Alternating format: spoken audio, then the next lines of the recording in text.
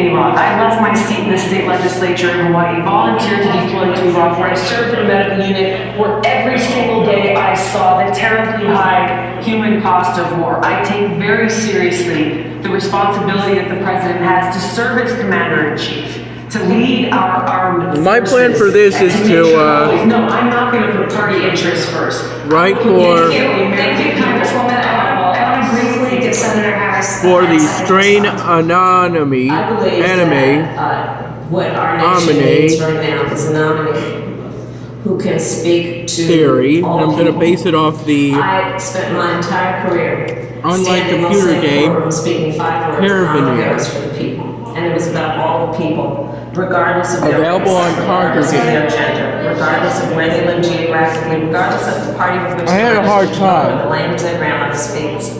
We need someone I went through on the this debate stage in equalizer. November who has the ability to unify the country and to win the election. And I believe again, I am that candidate. Thank you, Senator. Thank you. Mr. Steyer, you have denounced the special interests that pour hundreds of millions of dollars into the political process to influence searches. it. But in fact, you have spent over $300 million of your own money in support of your political goals. How do you respond to critics who see you as the embodiment of a special interest?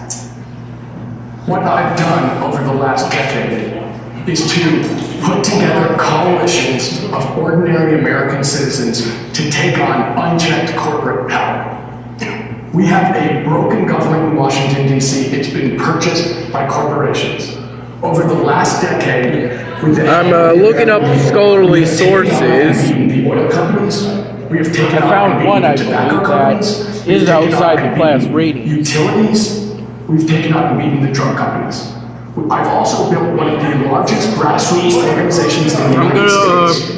Last year, for, African American did the all the, largest youth outside voter knowledge I mobilization have, in then American history. try to I've also incorporate been two publishing sources. seven national unions, not by $15 million in 2016, First that one I just found, $10 million in and then 2018. another one I'll What I've done is to try to push power down to the American people, to take power away from the corporations who bought our government.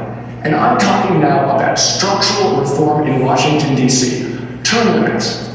If you want bold change in the United States, you're going to have new and different people in charge. I'm the only person on this stage who will talk about term limits.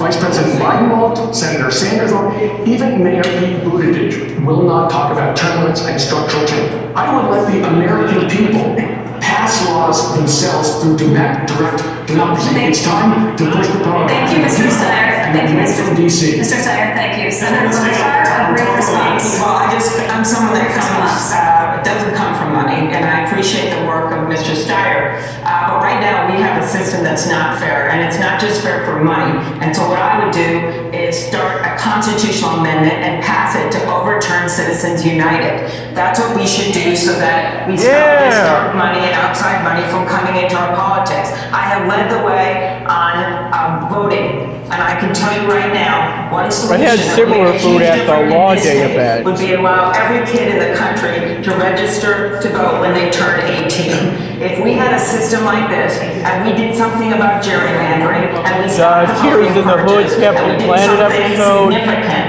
about making sure we don't have money Tried to in look for an old politics game. outside. Stacey Abrams would be I remember state right now. using the keywords I am someone that doesn't come and from money. I see my gangster. husband out there. My first Senate race, I literally called everyone I knew and I said what is still an all-time Senate record. I raised $17,000 from ex-boyfriends. And I'd like to point out, it's not an expanded way, so I can just say this with my head. I think Thank you, Senator Blanchard. Mr. Yang, I want to bring you in. Mr. Yang.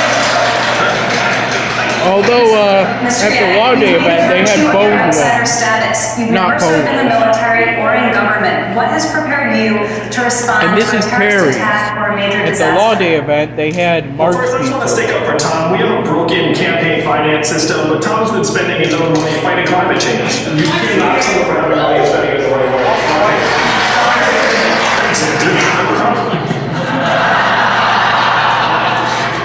As Commander-in-Chief, I think we need to be focused on the real threats of the 21st century. And what are those threats? Climate change, artificial intelligence, loose nuclear material, military drones, and non-state actors. And if you look up, we're in the process of potentially losing the AI arms race to China right now because they have more access to more data than we do, and their government is putting billions of dollars to work subsidizing the development of AI in a way that we are not. We are 24 years behind on technology. I can say that with authority because we got rid of the Office of Technology Assessment in 1995. Think about that timing. I guess they thought they'd invented everything. The next commander-in-chief has to be focused on the true threats of tomorrow, and that's what I'll bring to the table as commander-in-chief. Thank you, Mr. Yang. I think I'm still divided between Elizabeth Warren and Bernie Sanders. You were elected mayor in a Democratic city, receiving just under 11,000 votes. And in your only statewide race, you lost by 25 points. Why should Democrats take the risk of betting on you?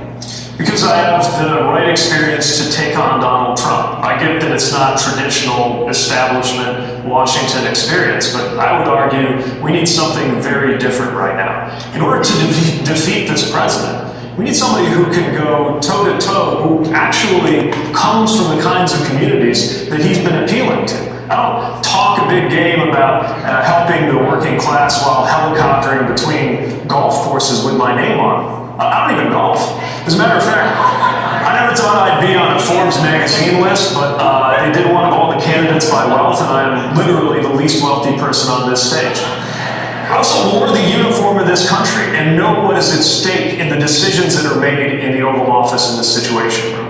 And I know how to bring people together to get things done. I know that from the perspective of Washington, what goes on in my city might look small, but I actually think I nodded off a bit during the law day on event. Capitol Hill is what looks small. And I had this on the whole time trying to work on is what the looks paper. small. And I believe we need to send somebody in who has a different kind of experience. Excuse the me. experience on the ground, solving problems, working side by side with neighbors on some of the toughest issues that come up in government.